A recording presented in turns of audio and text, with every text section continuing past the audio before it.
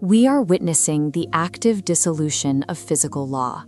Gravity has reversed its pull, drawing the oceans into a fractured, glowing sky that seems to be breaking apart like glass.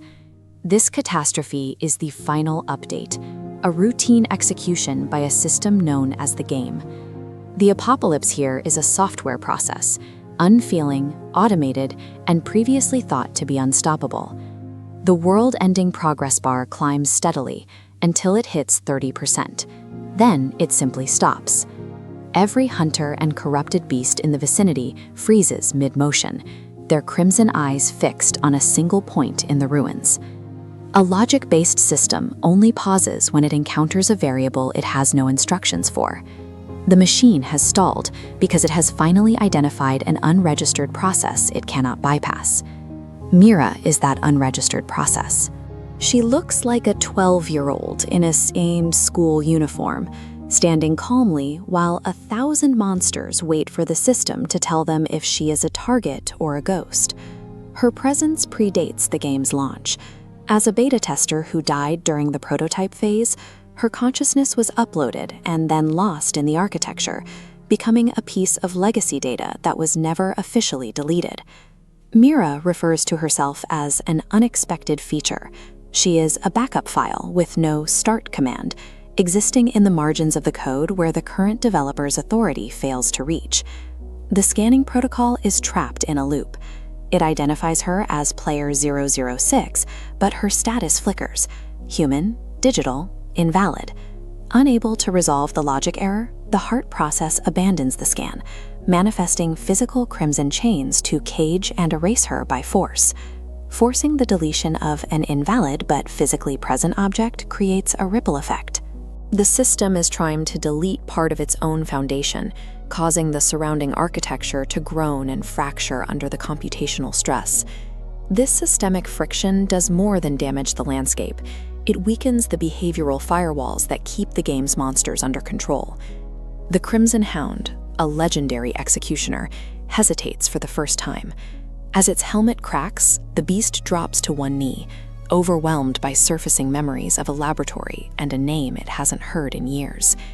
Mira reveals the source of these memories. The monsters are former players. Every hunter and beast that once seemed like mindless code is actually a recycled human soul. The game is a self-sustaining cycle of sacrifice. Players enter with hope, are defeated, and their data is repurposed into executioners. This loop ensures victory is a form of loss. The system never runs out of enemies, manufacturing them from its own participants. In this environment, the objective of winning the game is a diversion. The true architecture is designed to prevent anyone from ever leaving the cycle. Amidst the collapsing code, a hidden option appears for Arjun: create new game. This command was meant to be deleted, but Mira's presence has forced it back into the active menu. Mira warns that simply defeating the architect will only lead to a reset of the same corrupted world. To truly end the cycle, the players must replace the entire system with a new reality. A new game requires a new administrator, a consciousness to act as the foundational anchor for the new rules.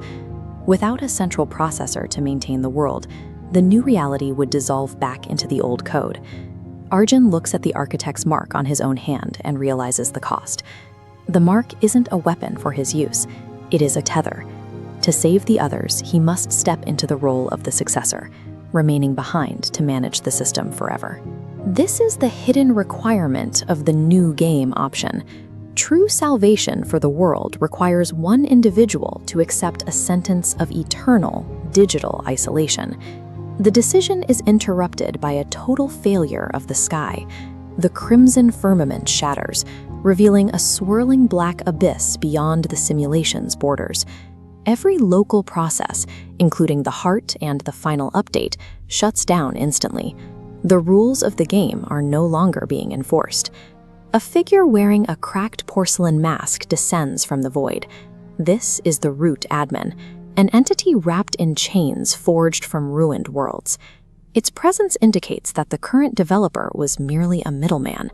When you attempt to override the core parameters of a system, you don't necessarily gain control. You simply alert the architect who built those parameters in the first place. The heart process followed the internal logic of the game.